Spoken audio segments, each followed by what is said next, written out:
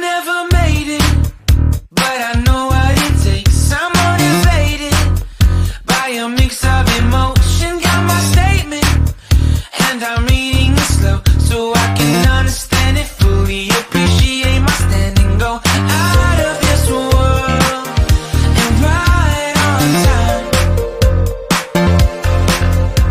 Oh, never in my life have I seen the sky light up like this. I'm far away from Earth and I wanna know if you exist. Mission control. Ang ganda, guys. I love this place. Hawak, hawak. Hawak lang ni Bobo eh. Pag namamatay ang daking yun. Dito lang oh. Ay, ano masasabi mo sa Bulabog Beach? Maganda, kahit madumi, no? Ayun, ang araw. Tirik na tirik.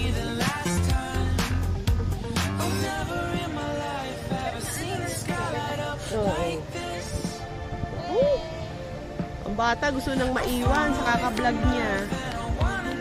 Vlogger, ang aking apo. Balik na tayo dun sa aming service.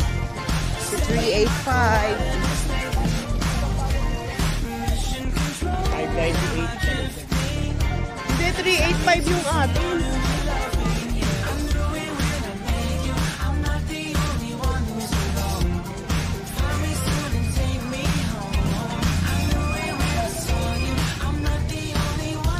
So, ganyan ang mga service dito.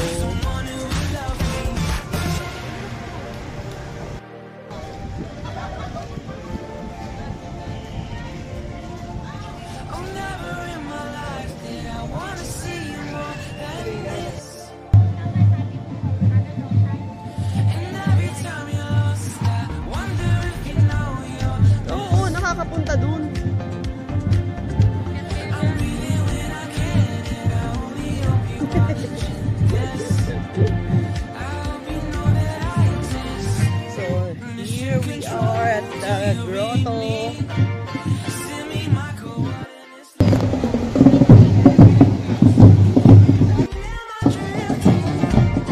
Tell me to someone who will love me. I'm doing I'm not the only one who's lost.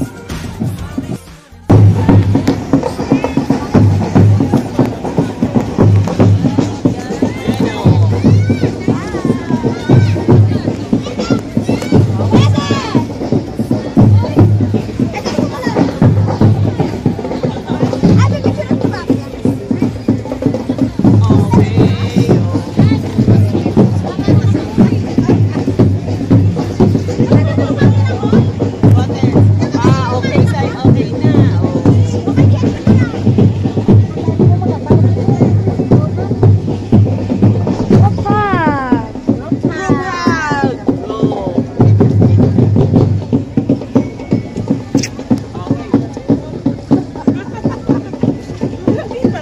Bye-bye.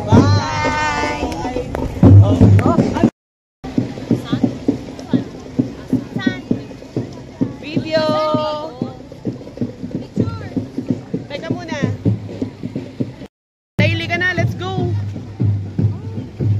Let's go! Done with the grotto. Next is the New Coast.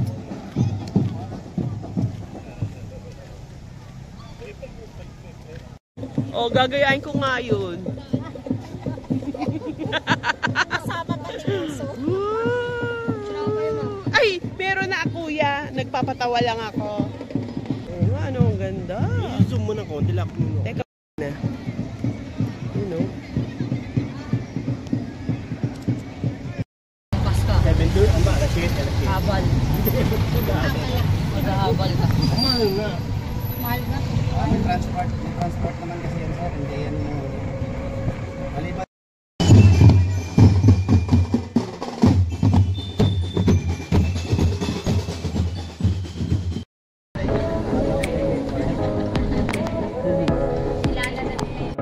Sabi ni Kuya, yan ang bahay ni Heart, Evangelista.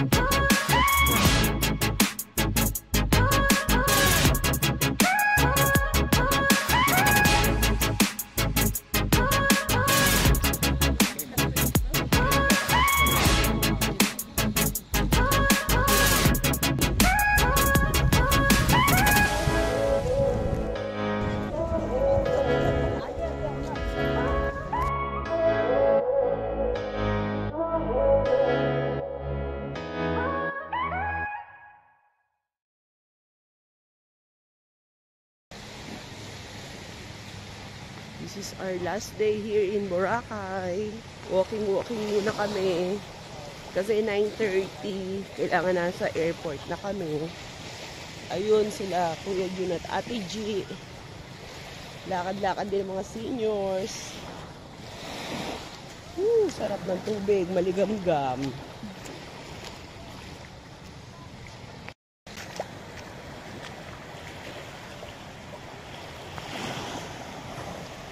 This is the life here in Boracay. So relaxing. Days na wala kang iniisip, dagat lang, kain, pasyal. Thank you Lord for this. Every time na magpupunta kami sa tabing dagat, we make it a point na maglalakad dito sa tabing dagat every morning ng barefooted. Kasi sabi nga daw, when you walk barefooted, you are connecting with nature, and nature gives you the energy that our body needs. So, gawin natin ito. Yan ang hindi namin magawa ni Daddy kasi meron kaming alaga. At ayun nga, naiwan tuloy si Daddy para gusto na agad mag-swimming ni Mateo eh. So, solo-solo lang muna tayo. May small sandbar dito, oh. Puntahan natin. Yay! Yay! Look at the sun!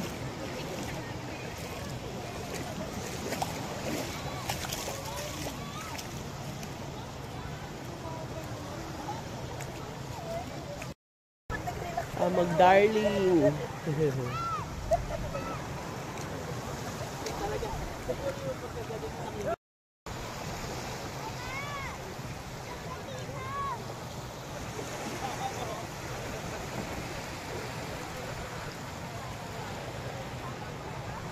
Ayun, maglolo.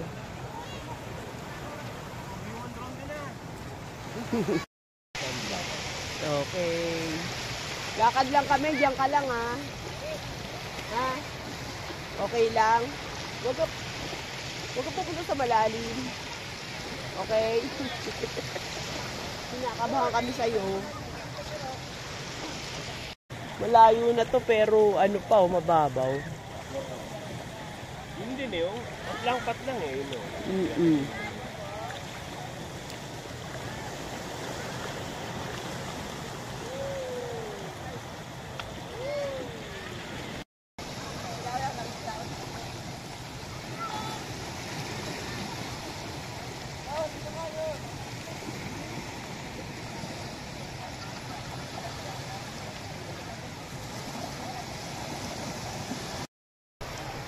Selfie na lang tayo kasi walang ibang kukuha sa akin kundi ako lang din.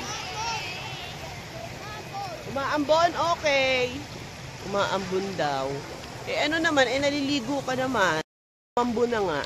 Balik kami malapit doon sa aming station.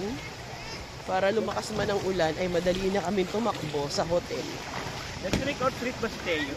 Yes. Dito kami muna silong sa Andox. Dito na rin kami magbe-breakfast. Kasi nga lumakas ang ulan. Ayan sila, oh. Okay. Pahinga muna. Ang lakas eh.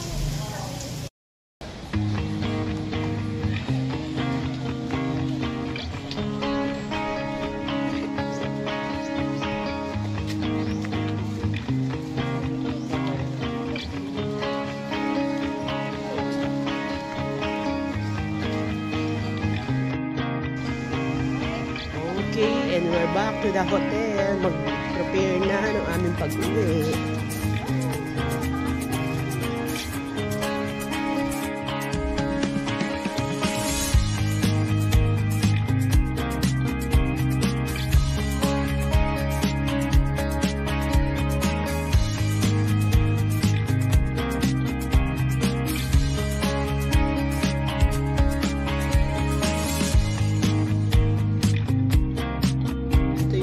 Sa room. At kumakain na siya ng pancit canton. Ready na ang kanyang mga bagahe. Ako magliligpit pa lang. Okay, mamaya uli. Time to go home na. At ngayon ay umuulan. Pinagbigyan lang kami ng ilang araw na magandang panahon. Ngayon, ready to go home na. Sana okay lang sa airplane.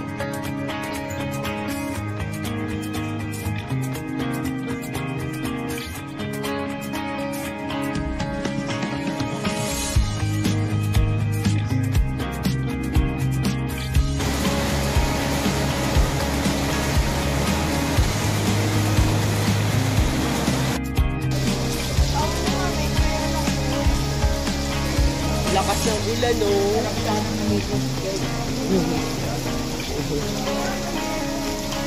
12 ang aming flight. Kaya, getting ready na. Dito na kami sa lobby. Ayun si Daddy, tsaka si Kuya Jun.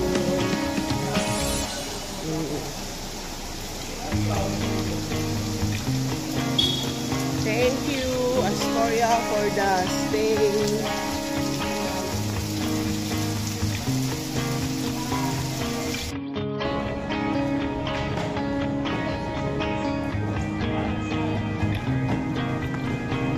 Really is it. Uwian na.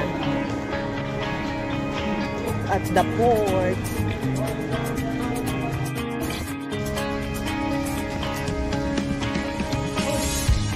Tayo! Shortcut ka pa.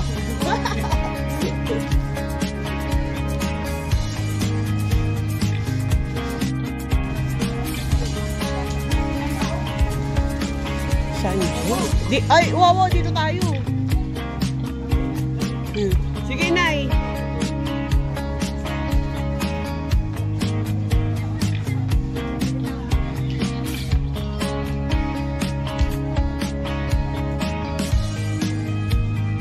Go, go, go. Sabay na kayo sa Boracay. Oh, turista eh. Dapat.